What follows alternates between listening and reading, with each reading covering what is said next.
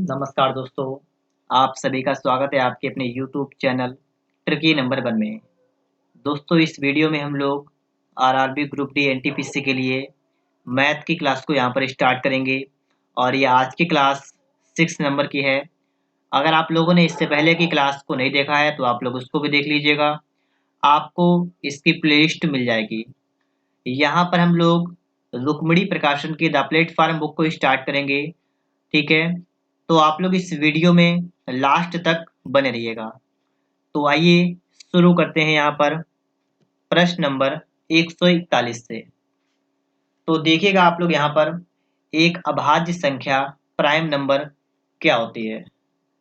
तो एक अभाज्य संख्या जो होती है वो केवल खुद से और एक से विभाजित होती है, ठीक है। तो सी ऑप्शन आपका यहाँ पर बिल्कुल राइट आंसर बन जाएगा।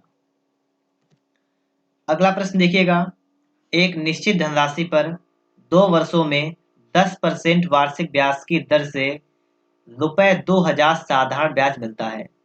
यदि इसी धनराशि पर चक्रवृद्धि ब्याज वार्षिक संयोजित होता है तो दोनों प्रकार के ब्याज का अंतर कितना होगा। देखिएगा यहाँ पर आपको कह रहा है 2 वर्ष और 10% वार्षिक ब्याज की दर। तो अगर आपको दर और समय दे रखा है तो आप यहाँ से सिंपल इंटरेस्ट निकाल सकते हैं कितने परसेंट होगा। तो आइए देखते हैं यहाँ पर सबसे पहले हम देखेंगे सिंपल इंटरेस्ट मतलब साधारण ब्याज कैसे निकलेगा। R इंटू टी परसेंट ये हो जाएगा, ठीक है। तो दर है 10 की, समय है 2%, तो इसका मतलब 2 वर्ष तो हो जाएगा 20%। ये आपका हो गया सिंपल इंटरेस्ट। अब हम देखेंगे कंपाउंड इंटरेस्ट मतलब चक्रवृद्धि ब्याज। तो चक्रवृद्धि ब्याज कैसे निकालेंगे हम लोग परसेंटेज में।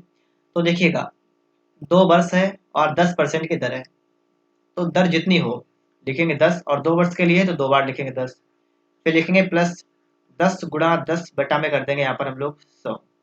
तो ये तो आपका 0 0 कट जाएगा, ये आपका हो जाएगा 20 + 1 मतलब कितना हो जाएगा 21%। तो दर मतलब आपको यहाँ पर जो एसआई सिंपल इंटरेस्ट है वो आपका आया 20% और जो आपका चक्रवृद्धि ब्याज है वो आपका आया 21%। अब थोड़ा सा हम लोग सवाल पढ़ लेते हैं। एक निश्चित धनराशि पर 2 वर्षों में 10% वार्षिक ब्याज की दर से ₹2000 साधारण ब्याज मिलता है। इसका मतलब जो सिंपल इंटरेस्ट है वो ₹2000 मिलता है और सिंपल इंटरेस्ट है कितना 20%। तो इसका मतलब 20% जो है ये आपका है ₹2000। तो 1% कितना होगा एक, देखिए 20 × 20 और 20 × 20 तो आपको हो जाएगा ₹100। तो 1% जो आपका होता है वो ₹100 के बराबर होता है। यहाँ पर आपसे कहा गया दोनों प्रकार के ब्याज का अंतर कितना होगा। तो अंतर निकालेंगे तो आप इसका इसका अंतर निकालेंगे तो 20% और 1% का अंतर आप 20% और 21% का अंतर आपका आएगा 1%। तो आपको यहाँ पर 1% की वैल्यू चाहिए और मैंने आपको यहाँ पर निकाल के दिखा दिया 1% की वैल्यू ₹100 होगी। तो दोनों प्रकार के ब्याज का अंतर हो जाएगा ₹100। ऑप्शन नंबर सी वाला यहाँ पर आपका बिल्कुल राइट आंसर आपका बन जाएगा, ठीक है।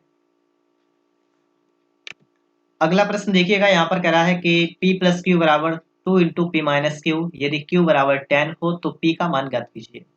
नोट करेंगे हम लोग यहाँ पर P + Q बराबर गुणा कर देंगे 2P और -2Q।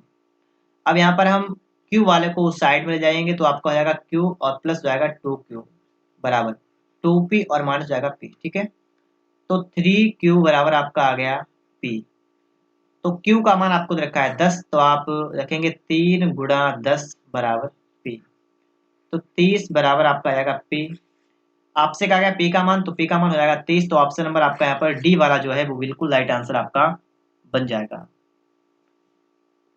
अगला सवाल देखेंगे, यहाँ पर आपसे कहा गया है 10 - 405 डिग्री। देखिए आपको एक बात पता होनी चाहिए कि जो आपका होता है 10 - 405 डिग्री जो आपका है ये आपका हो जाएगा बराबर -10 405 डिग्री, क्योंकि tan माइनस थीटा जो आपका होता है वो आपका होता है बराबर -tan थीटा। इसके बाद आपका माइनस बाहर लगा रहेगा, tan लिखेंगे 405 को कर देंगे 360 + 45, तो आपका हो जाएगा माइनस का, और tan 360 प्लस थीटा जो आपका होता है बराबर होता है tan theta. tan 45 degree minus tan 45 का मान 1, तो माइनस का 1 ऑप्शन बी में है, तो बी ऑप्शन करेक्ट आंसर आपका यहाँ पर बन जाएगा। अगला सवाल देखेंगे, 360 और 450 का सबसे बड़ा गुणनखंड ज्ञात कीजिए। सबसे बड़ा गुणनखंड का मतलब आप इसका निकाल देंगे मासा, जिसे हम लोग कहते हैं HCF। ये आपको यहाँ पर निकाल देना है। तो 360 और 450 का निकालना है मासा। कैसे भी निकाल सकते हैं आप लोग। ये आपका 360 आ गया, यहाँ पर माइनस कर देंगे तो आपका आएगा 90। 90 से आप लोग 360 भाग कर देंगे, 9 चौक 36। तो ये आपका यहाँ पर जितना बचेगा वही आपका होगा मासा। तो 90 इसका आपका हो जाएगा मासा। ठीक है, समझ गए होंगे आप सभी लोग बात को। इसके बाद आप देखिएगा, यदि एक व्यक्ति ने 30% लाभ से एक वस्तु 13,100 में बेची हो तो वस्तु का क्रय मूल्य ज्ञात कीजिए। आपको निकालना है सीपी। आपको ये पता है किसी भी चीज का सीपी जो होता है वो हमेशा होता है 100%। और यहाँ पर प्रॉफिट आपको हो रहा है 30% का लाभ हो रहा है, तो इसका मतलब आपका जो एसपी है वो आपका है कितना, 130%। आपको दे रखा है कि 1300 में बेची, इसका मतलब आपको दे रखा है एसपी 1300। इसका मतलब 130% जो आपका है वो आपको दे रखा है कितना, 1300। तो 1% आपका जो है कितना होगा, 10। क्योंकि 130 से आपका 130 कैंसिल होगा तो आपका 1% आपका आ गया 10। आपसे कहा गया क्रय मूल्य ज्ञात कीजिए। आपका है क्रय मूल्य 100%। तो आप यहाँ से 100 की वैल्यू निकालेंगे तो आपकी कितनी आ जाएगी, 100 और एक जीरो, तो 1000 आपका जो है वो बिल्कुल राइट आंसर बन जाएगा। ऑप्शन नंबर आपका यहाँ पर ए वाला जो आपका है ये बिल्कुल राइट आंसर आपका बन जाएगा, ऑप्शन नंबर ए। आगे चलते हैं हम लोग, यहाँ पर प्रश्न नंबर हम देखते हैं। निर्देश रखा है 147 से 149। एक बार चार्ट चार छात्रों S1 S2 S3 व S4 की भौतिक व रसायन शास्त्र में प्राप्तांक दर्शाता है। बार चार्ट पर विचार करते हुए उस पर आधारित सवालों के जवाब दीजिए। ये भौतिक विज्ञान जो पहला वाला आपका जो ग्राफ है वो भौतिक का है, दूसरा रसायन का है। देखिए यहाँ पर आपका बिल्कुल व्हाइट हो गया है, ये व्हाइट नहीं है, ठीक है। ये भौतिक वाला ही है और ये पूरा ब्लैक था, ये पूरा आपका ब्लैक है, ठीक है। ये जो आपका है ये पूरा आपका ब्लैक में है, ठीक है। और जो हल्का आपका जो ब्लैक आपको दिख रहा है वो आपका है रसायन के लिए, ठीक है। तो बात को समझ लीजिएगा, पहला वाला भौतिक के लिए है और सेकेंड वाला आपका रसायन के लिए है। तो मैंने लाल से इसे थोड़ा कर दिया जिससे कि आपको पता चलता रहे। तो आप समझ गए होंगे, पहला वाला भौतिक के लिए और दूसरा वाला रसायन के लिए। 147 में करा है कि सभी छात्रों के रसायन शास्त्र व भौतिक के कुल परसेंटेज अंकों का अनुपात क्या कीजिए। रसायन शास्त्र और भौतिक के कुल परसेंटेज अंक, तो कुल सबसे पहले कुल अंक निकाल लीजिएगा। तो रसायन के हम लोग कुल अंक निकालेंगे, ठीक है। रसायन के कुल अंक निकालेंगे सभी छात्रों के, क्योंकि सभी छात्र की बात हो रही है। तो रसायन का निकालना, रसायन का मतलब सेकंड वाला आपका है, तो सेकंड वाले में पहले आप देखेंगे 85 आपका है। फिर आप देखेंगे आपका है यहाँ पर भी 85 है। फिर आप देखेंगे आगे तो यहाँ पर आपका है 55 और इसके बाद में आपका यहाँ पर है 80। इन सबको जोड़ेंगे, 5 5 10 5 15 का 5 हासिल लगा 1, 8 8 16 8 24 से 25 5 23, तो आपका हो गया 305 रसायन के लिए। अब यहाँ पर हम निकालेंगे इसके बाद भौतिकी के लिए, ठीक है। भौतिकी में अगर हम निकालेंगे तो देखेंगे यहाँ पर भौतिकी के लिए आपको हो जाएगा, देखिए 95 65, 95 प्लस 65 प्लस 55 और प्लस 75। गलत कर दिया मैंने यहाँ पर, थोड़ा सा यहाँ पर मिस्टेक हो गई है थोड़ी सी, ठीक है। ये 55 नहीं हुआ, ठीक है। 95 65, उसके बाद आपको हो जाएगा 75, ठीक है। आप अगर सही से देखें यहाँ पर तो ये 75 वाला हुआ है, ठीक है। 75 और उसके बाद में आपका फिर से 75। तो 5 5 10 5 15 5 20 का जीरो हाथ लगा 2 9 2 11 6 17 7 24 और 7 24 7 31। तो भौतिक में आपके हो गए नंबर 310। कह रहा है कुल परसेंटेज अंकों का अनुपात कितना है। तो पहले तो आप अंकों का अनुपात निकाल दीजिए, तो आपका अनुपात जो आएगा वो आपका आएगा 305 बटा 310। और आपसे कहा गया परसेंटेज अंकों का अनुपात, इसका मतलब इसको आपको परसेंटेज में भी चेंज करना है, तो परसेंटेज में चेंज करने के लिए हम इसमें 100 से गुणा कर देंगे। तो ये आपका यहाँ पर कितना बन जाएगा, 3050 और बटा में आपका हो जाएगा 31। अब आपको इसको 31 से डिवाइड करना है और जितनी बार जाए उतना ही आपका परसेंटेज बन जाएगा, इतना परसेंट आपका यहाँ पर उत्तर आएगा, ठीक है। देखिए अगर ये 100% होता तो ऊपर आपका होना चाहिए था यहाँ पर कितना, 3100। थोड़ी सी यहाँ पर बात को आप यहाँ पर समझ लीजिएगा, ठीक है। अगर यहाँ पर आपका 100% होता तो आपका ऊपर होना चाहिए था आपका 3100, लेकिन यहाँ पर 3100 से कम है। कितना कम है? 50 कम है। अगर 3100 से 31 कम होता तो इसका मतलब ये होता कि 1% कम होता, लेकिन ये 50 कम है, तो लगभग में आपका ये 1.5% कम हो रहा है। तो 100% से 1.5% लगभग में कम हो रहा है, इसका मतलब ये लगभग 98 99 के बीच में होगा। ठीक है, 98 से 99% के बीच में इसका आंसर आने वाला है। उत्तर को हम लोग यहाँ पर देखेंगे तो उत्तर में कहीं पर 98 ही सिर्फ आपको रखा है एक जगह पर, तो आपका 98 वाला जो आपका है ये बिल्कुल राइट आंसर बन जाएगा। ठीक है, बात को समझिएगा, सी ऑप्शन राइट आंसर आपका यहाँ पर बन जाएगा। अगला प्रश्न आप लोग इसी में देखेंगे, आपसे प्रश्न कह रहा है कि 148 में छात्र S2 और S4 से दोनों विषयों में प्राप्त कुल अंकों का अनुपात। तो अगर हम S2 छात्र का देखेंगे, दोनों विषयों का अनुपात अगर देखेंगे तो देखिए दोनों का योग, तो X में 65 और 85, तो ये 65 हो गया प्लस 85 हो गया, तो कितना हो गया? 150। और S4 का अगर हम देखेंगे तो S4 ये वाला रहा 75 और 80, कितना हुआ? 75 हुआ और 80 हुआ, तो ये कितना हो जाएगा? 155। आपसे कहा दोनों का अनुपात, तो आप इसका अनुपात निकालेंगे 155। ठीक है, कितना हुआ? 155। आपसे कहा दोनों का निकालिए अनुपात, तो आप इसका अनुपात निकालने के लिए आप इसे वैसा कर देंगे, भाग बटा कर देंगे। ठीक है, 5 से काटेंगे 5 या 15 जीरो, 5 से काटेंगे 5 या 15, 5 1 5, तो आपका आ गया 30/31। तो 30/31 मतलब ऑप्शन नंबर आपका यहाँ पर बी वाला जो आपका है ये बिल्कुल राइट आंसर बन जाएगा। ऑप्शन बी करेक्ट आंसर यहाँ पर आपका बन जाएगा।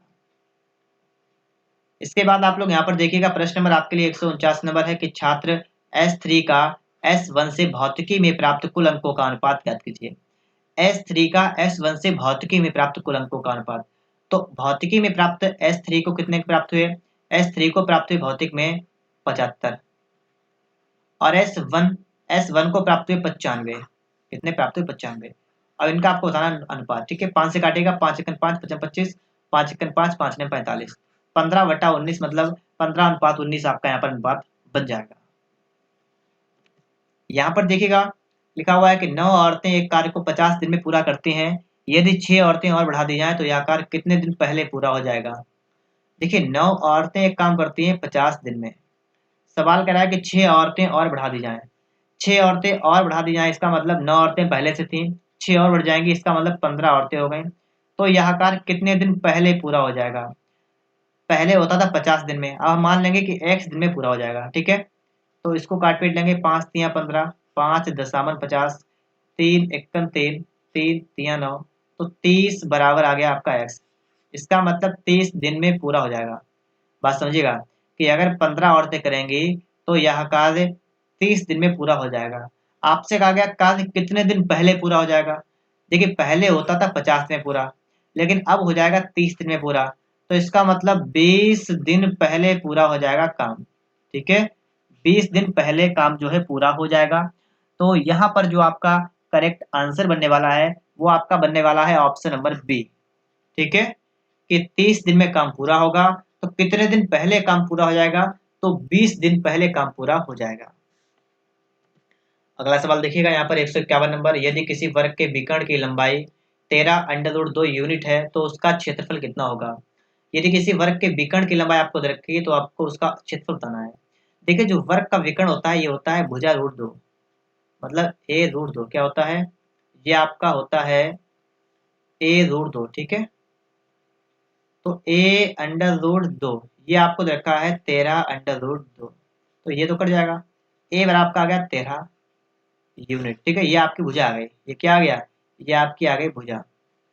आपको निकालना है वर्ग का क्षेत्रफल, तो आपको एरिया निकालना है ना, एरिया कैसे निकालेंगे? ए स्क्वायर आपका होगा फार्मूला, तो 13 कर देंगे स्क्वायर, कितना होगा? 169 वर्ग यूनिट, तो 169 वर्ग यूनिट आपका बिल्कुल राइट आंसर बन जाएगा 169। ठीक है, यहाँ पर आप लोग देखेंगे लिखा है विक्रम व विवेक एक कार्य को 50 दिन में पूरा कर सकता है। दोनों ने 20 दिन तक मिलकर कार्य किया और फिर कार्य छोड़ दिया, बताइए कि उसके द्वारा किया गया कार्य कितना है? देखिए दोनों काम कर सकते हैं 50 दिन में, दोनों मिलकर काम कर सकते हैं, लेकिन उन्होंने इसका मतलब उन्होंने 20 दिन तक मिलकर काम किया। अगर हम मान लेंगे कि 50 कार्य टोटल था, टोटल 50 कार्य था जिसके लिए उन्हें 50 दिन लगते थे, अब 20 दिन में काम किया, तो इसका मतलब उन्होंने मात्र 20 कार्य किया। इन्होंने कहा है कि बताइए उनके द्वारा किया गया कार्य कितना है, कितना कार्य उन्होंने किया है। 50 कार्य था, 20 कार्य किया, तो 20 कार्य किया 50 कार्य में से। तो इसका मतलब इन्होंने सिर्फ 2/5 काम किया, तो ऑप्शन डी बनेगा। ठीक है, ऑप्शन डी आपका यहाँ पर बिल्कुल राइट आंसर बन जाएगा कि उन्होंने 50 काम में से सिर्फ 20 काम किया, इसका मतलब 2/5 काम किया है। यहाँ पर आप देखेंगे प्रश्न नंबर आपका 153 है कि इनका आंकड़ों का परिसर ज्ञात कीजिए। देखिए परिसर आपको निकालना है। परिसर निकालने का हमारा तरीका क्या होता है समझिएगा। परिसर जो आपका होता है वो होता है जो भी आपको संख्याएं दे रखी हो उनमें आपका होता है उच्च सीमा और माइनस आपका होता है निम्न सीमा। ठीक है, तो उच्च सीमा माइनस निम्न सीमा। उच्च सीमा का मतलब क्या हुआ, सबसे बड़ी संख्या, और निम्न सीमा का मतलब सबसे छोटी संख्या। तो 19 सबसे बड़ा है और 9 सबसे छोटा है, तो 19 बड़ी हो गई, 9 छोटी हो गई, तो यहाँ पर आपका 10 जो आएगा वो आपका आएगा आंसर, यही आपको हो जाएगा परिसर। ठीक है, तो बी ऑप्शन आपका यहाँ पर बिल्कुल राइट आंसर बन जाएगा। ऑप्शन नंबर बी आपका यहाँ पर बिल्कुल करेक्ट आंसर आपका बन जाएगा। यहाँ पर आप देखेंगे 154 नंबर को कि sec square theta plus 2 tan theta cos theta minus tan square theta. अगर हम इसको थोड़ा सिंपल करें तो आपको जाएगा, देखिए सेक स्क्वायर थीटा और माइनस का आप कर देंगे यहाँ पर टेन स्क्वायर थीटा, और प्लस का आपका है 2 tan theta into cos theta. ठीक है, थोड़ी सी यहाँ पर मिसप्रिंट है। ठीक है, कॉस नहीं होगा यहाँ पर, आपका कॉट होगा, कॉट। ठीक है, क्योंकि कॉस में तो आपका आंसर नहीं बनेगा, कॉट होगा यहाँ पर, कॉट। ठीक है, मिसप्रिंट है सवाल में थोड़ा। अब आपको यहाँ पर देखना है कि sec square theta minus tan square theta होता है 1, और प्लस ये आपका है 2 इंटू ये आपका है tan theta into cos cot theta जो आपका है बटे में हो जाएगा 1/10 थीटा, तो ये कट जाएगा, ये आपका होगा 1+2। 3 आपका बिल्कुल राइट आंसर बनेगा। ऑप्शन नंबर डी आपका यहाँ पर बिल्कुल राइट आंसर बन जाएगा। यहाँ पर देखिए यदि 2.5 किलो सब्जी का मूल्य 120 रुपए है तो आधा किलो सब्जी का मूल्य ज्ञात कीजिए। 2.5 किलो मतलब 2 सही 1/2 किलोग्राम सब्जी का जो मूल्य है वो आपका है 120 रुपए। इसका मतलब हो जाएगा 5/2 किलोग्राम सब्जी का मूल्य हो गया 120 रुपए। और आपको निकालना आधा किलो मतलब 1/2 किलोग्राम सब्जी का मूल्य आपको निकालना है। क्या करेंगे देखिएगा, 120 है तो पहले तो आप इसमें 5/2 किलोग्राम का मूल्य 120 रुपए है। अगर मैं आपको यहाँ से निकाल के दिखाऊं तो 1 किलोग्राम सब्जी का मूल्य कितना हो जाएगा, 120 गुणा 2/5, इतना हो जाएगा ना। 1 किलो सब्जी का मूल्य इतना हो जाएगा, और आपको निकालना है 1/2 किलो। देखिए इसमें पहले तो हम 2/5 से गुणा कर देंगे और फिर हम इसमें 1/2 से गुणा आउट कर देंगे, तो 5 दूना 10 का 1 जीरो कट गया, तो आपका आएगा यहाँ पर 24 रुपए। ठीक है, 24 रुपए आपका यहाँ पर बिल्कुल राइट आंसर आपका बन जाएगा। ठीक है, 24 रुपए आपका यहाँ पर बन जाएगा। तो ऑप्शन नंबर आपका यहाँ पर कौन सा बनेगा, सी। अगला प्रश्न आप लोग यहाँ पर देखिएगा कि पुष्पा ने 2 दर्जन पेन 480 रुपए में खरीदे। देखिए 2 दर्जन पेन खरीदे, 2 दर्जन पेन खरीदे कितने रुपए के, 480 रुपए के। 2 दर्जन का मतलब 24 पेन, 24 पेन खरीदे उसने कितने के, 480 रुपए के उसने पेन खरीदे। और ठीक है, बात को समझे इतना, ठीक है। अब इसके बाद आगे समझिएगा, कह रहा है कि 4 पेन के पैकेट के हिसाब से ₹100 में प्रति पैकेट बेचा। मतलब एक पैकेट जो उसने पैक किया, एक पैकेट में उसने क्या किया, एक पैकेट में उसने 4 पेन रखे, एक पैकेट में उसने 4 पेन रखे, और कह रहा है कि 4 पेन के पैकेट के हिसाब से ₹100 में प्रति पैकेट बेचा। एक पैकेट 100 में बेचा, एक पैकेट में 4 पेन, और जिनकी कीमत कितनी थी, जिनकी कीमत 100 रुपए के हिसाब से इसने सेल किया। ठीक है, इसको सेल किया है। अगर यहाँ पर हम ऐसे निकाल के देख लें तो 4 पेन की कीमत कितनी आएगी, 4 पेन की कीमत कितनी आएगी, देखिए 480/24 गुणा कर देंगे 4 से, तो 24 दूना 48, तो कितना आपका आ गया, 80 रुपए। देखिए 4 पेन की कीमत आ गई 80 रुपए, और यहाँ पर एक पैकेट में 4 पेन उसने पैक किए और जिनको उसने 100 में बेचा, उसका लाभ परसेंट कितना है। देखिए 80 रुपए में उसको, उसके पास जो पेन है वो रेडी हुए, और उसने उसको 100 रुपए में उसको सेल कर दिया, बेच दिया, तो उसको इसमें 20 का प्रॉफिट हुआ। तो प्रॉफिट परसेंट आपको बताना है, तो 20 बटा क्रेमोल आपका 80 रहेगा, गुणा में यहाँ कर देंगे 100, 20 चौका 80, 4 25 बढ़ जाएगा, तो 25% आपका जो आएगा ये आपका बिल्कुल राइट आंसर बन जाएगा। ठीक है, डी ऑप्शन आपका यहाँ पर राइट आंसर बन जाएगा, 25% बिल्कुल करेक्ट आंसर। यहाँ पर आप लोग देखिएगा 157 नंबर है कि राम ने शिव को 3 वर्षों के लिए 6000 रुपए, कृष्णा ने 5 वर्षों के लिए 8000 रुपए एक समान साधारण ब्याज की वार्षिक दर से उधार दिए। दोनों से कुल 5220 ब्याज की राशि मिली। ब्याज की वार्षिक दर का परसेंटेज ज्ञात कीजिए। नहीं पता है तो हम पहले आर मान लेंगे कि दर जो है वो आर है। ठीक है, आपको फॉर्मूला पता है, सिंपल इंटरेस्ट क्या होता है, काल मूल दर का गुणा 100 से कीजिए भाग, वो आपने सुना होगा ना, P into R into T upon 100 ये होता है। ठीक है, तो यहाँ पर हम लोग लिख लेंगे कि हम सबसे पहले आपको लिख कर दिखाते हैं फॉर्मूला। आपका फॉर्मूला होता है P into R into T upon में आपका होता है 100। तो देखिएगा आपका कुल जो ब्याज है वो आपका है, देखिए 5220 बराबर मूलधन आपका कितना है, तो मूलधन अलग अलग प्रकार से है ना। सबसे पहले 3 वर्षों के लिए 6000 रुपये उसके अलग है, लेकिन 3 वर्षों के लिए समय आपका हो गया 6000 रुपये है, और आपको दरने पर दर मान लिया यार, अपान में कर देंगे 100 यहाँ पर। ठीक है, और प्लस फिर दूसरा वाला पॉइंट है 5 वर्षों के लिए है 8000 रुपये है, और इसमें आपका दर आर इसमें भी रहेगा। ठीक है, दर समान है बेटा 100, तो कुल मिलाकर ब्याज आपका हो गया 5220 रुपये। इसको आपको यहाँ पर जो है वो सॉल्व कर देना है। तो कैसे सॉल्व करेंगे आइए समझते हैं। 2 जीरो से आपके 2 जीरो कट जाएंगे, यहाँ पर 2 जीरो से आपके 2 जीरो कट जाएंगे। ठीक है, यहाँ पर आपका 6000 था, एक जीरो और लगेगा। ठीक है, बात को समझिए, यहाँ पर एक जीरो आपका भी है। ठीक है, तो यहाँ पर जो है आपका देखिएगा यहाँ पर आपके 2 जीरो कट जाएंगे इस तरीके से। ठीक है, और आपका एक जीरो यहाँ पर बचा रहेगा। तो ये आपका है 5220 बराबर 6×18 मतलब 180 आर यहाँ पर हो गया, प्लस 5×40 400 आर यहाँ पर हो गया, 400 आर। ठीक है, सिर्फ 400 आर। तो ये आपका हो गया 5220 बराबर 580 आर। जीरो से आपका जीरो कैंसिल हुआ, ये हो गया 52 मतलब 522 बटा में आपको हो गया 58 बराबर आर। तो यहाँ से आप देखिएगा आर बराबर 522 बटा में आपका कितना है 58 है। ठीक है, तो 29 दूना 58 मतलब 2 से काटेंगे 29 हो जाएगा। ठीक है, 2 से काटेंगे, 2 से काटेगा 2 26 और 1। ठीक है, तो 29 और ऊपर आ गया 261, यही हुआ ना। ठीक है, तो 29 नेमा आपका आएगा 261। ठीक है, तो आपका 9 बार जाएगा, तो 9% आपका यहाँ पर बिल्कुल राइट आंसर बनेगा। ऑप्शन नंबर आपका यहाँ पर डी वाला जो आपका है ये बिल्कुल राइट आंसर आपका बन जाएगा।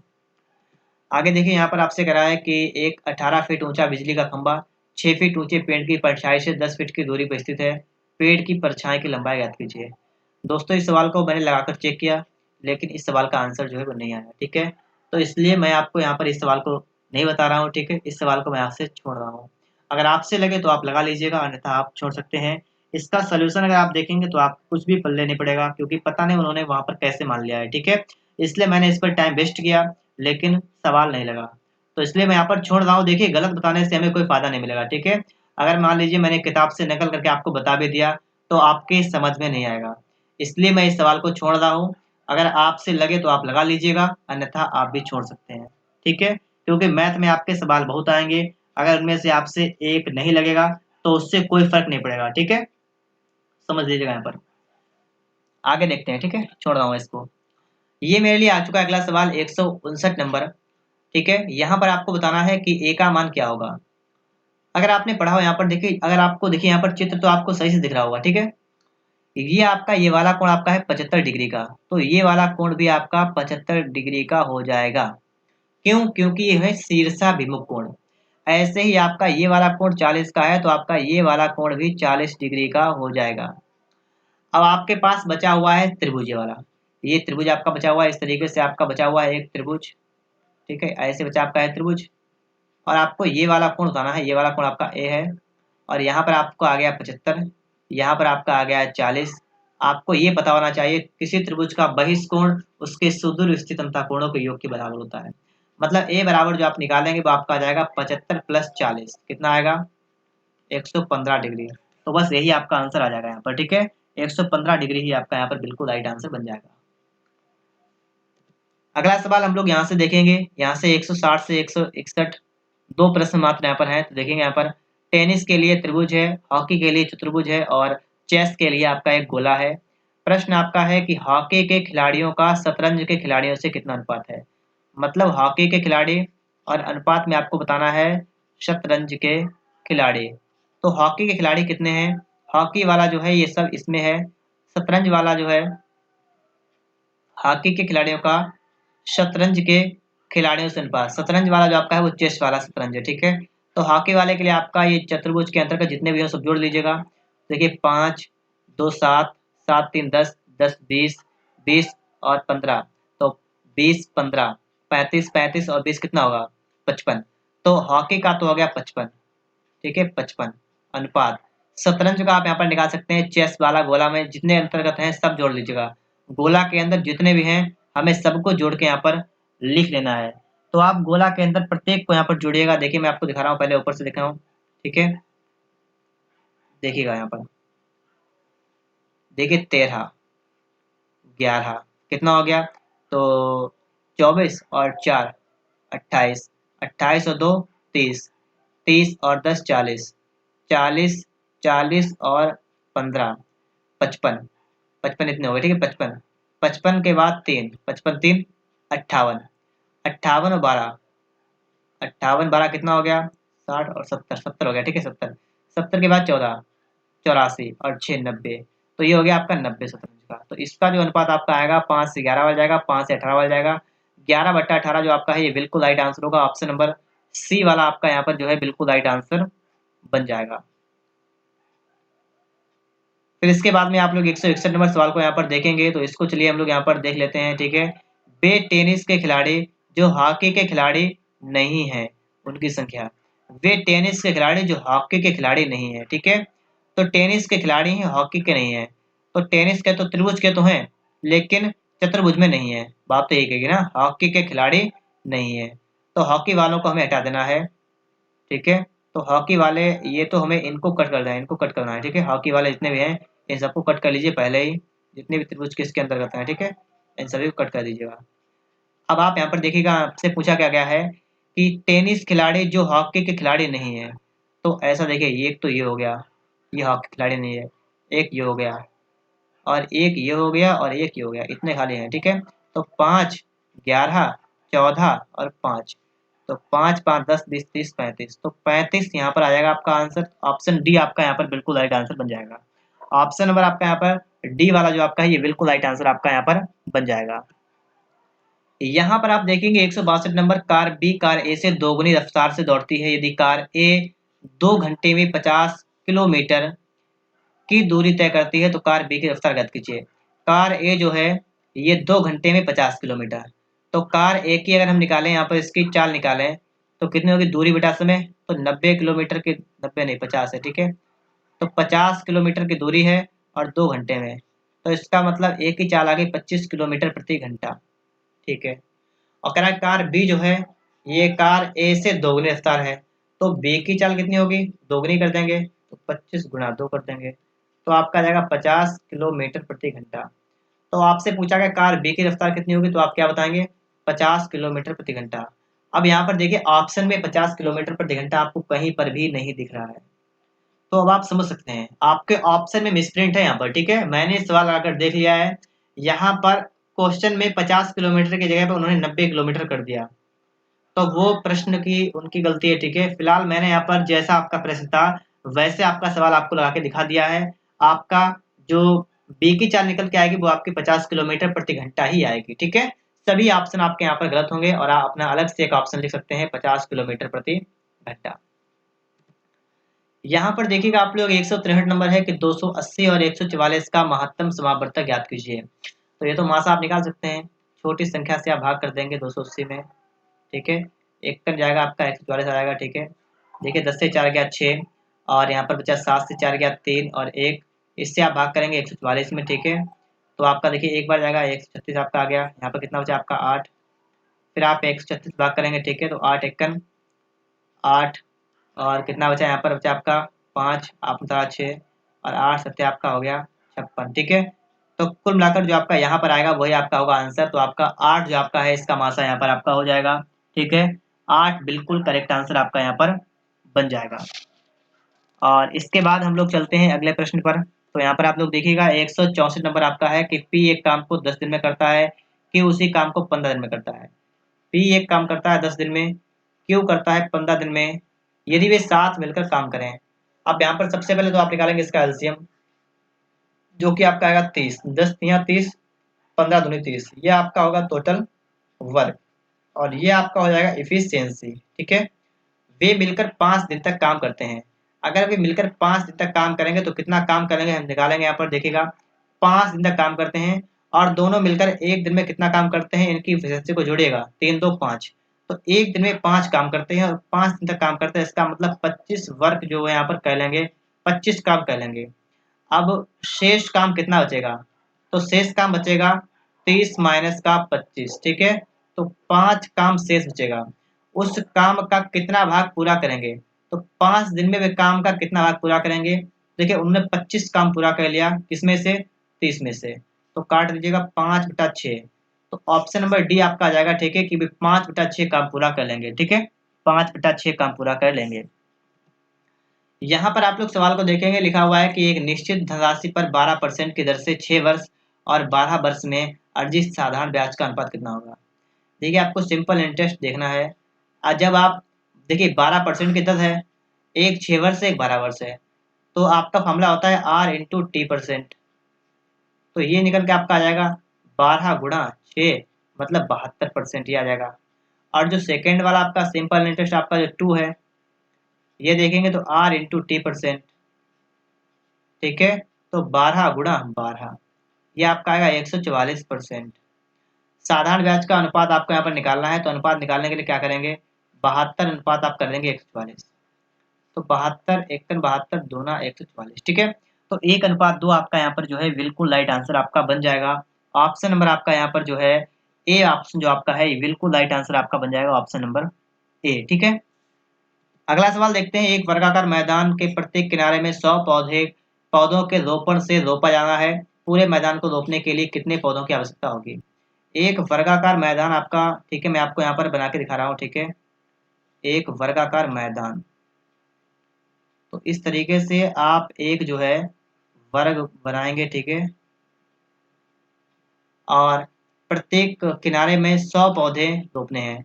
हमने यहाँ से स्टार्ट किया। ठीक है, और यहाँ तक इसमें 100 पौधे लगा दिए, और यहाँ से स्टार्ट किया और यहाँ तक हमने क्या किया, 100 पौधे लगा दिए। अब इस वाले में ये तो देखिए ये 2 पहले यहाँ से लग गए हैं, 100 इधर हो गए, और इधर 2 यहाँ लग गए हैं।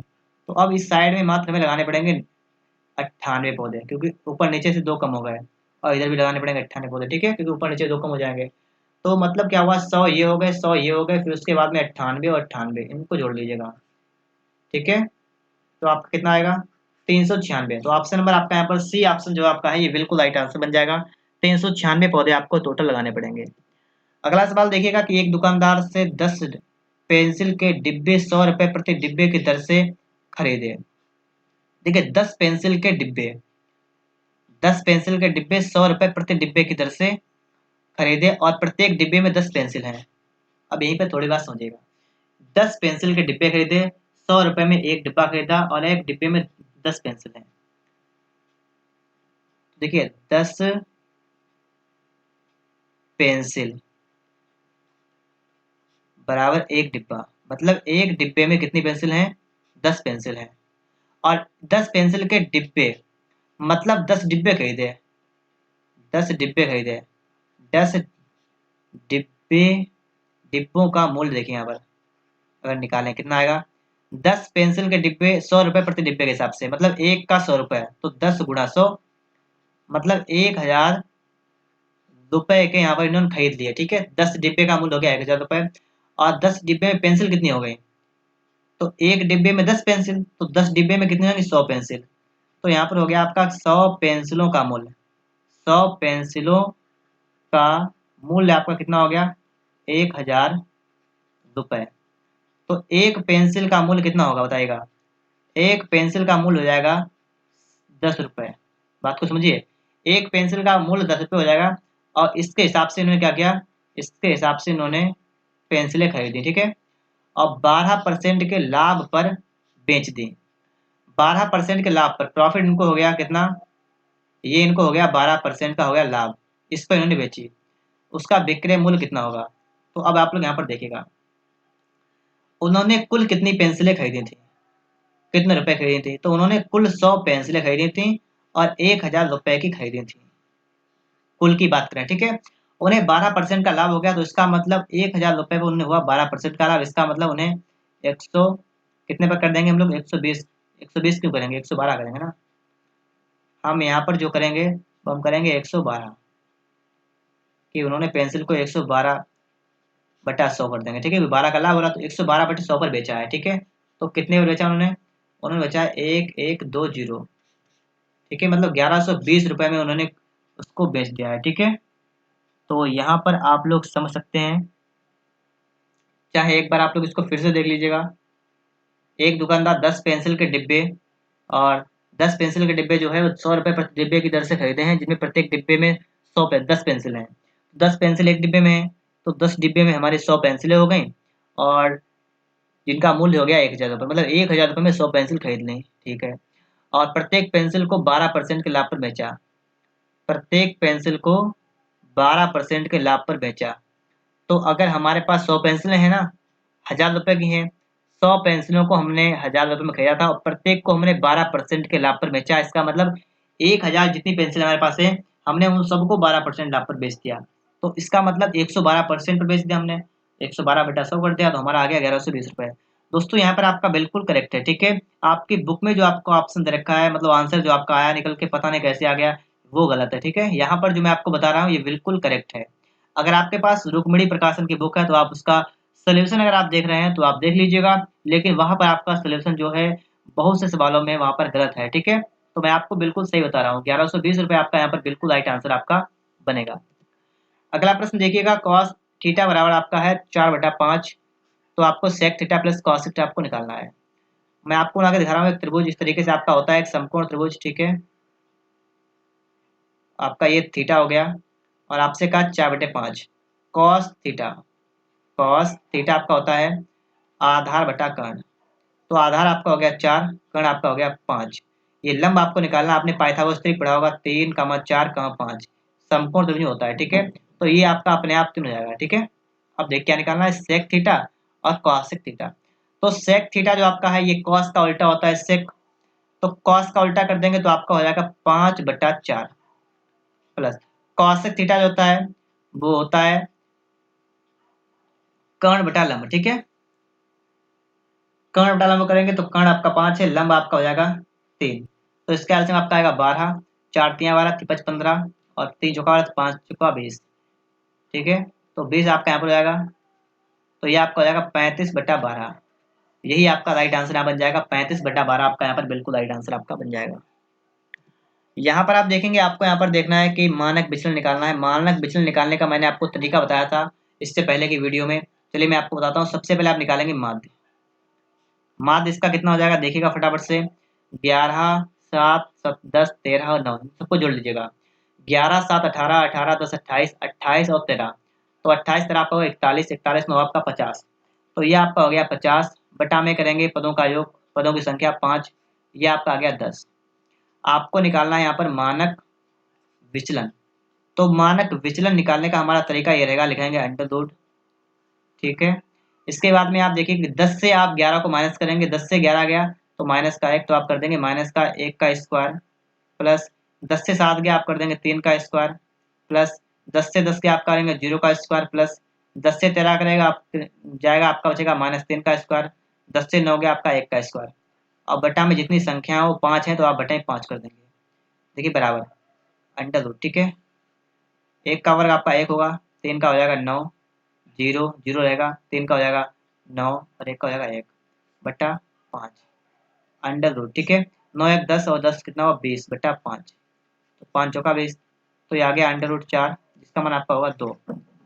तो 2 ऑप्शन आपका यहाँ पर बी वाला जो आपका है ये बिल्कुल राइट आंसर बन जाएगा, ऑप्शन नंबर बी यहाँ पर आपका बिल्कुल करेक्ट आंसर बन जाएगा। यहाँ पर आप देखिएगा सवाल नंबर आपका 170 है, कार ए से दोगुनी गति से दौड़ती है, कार बी जो है वो ए से दोगुनी गति से दौड़ती है।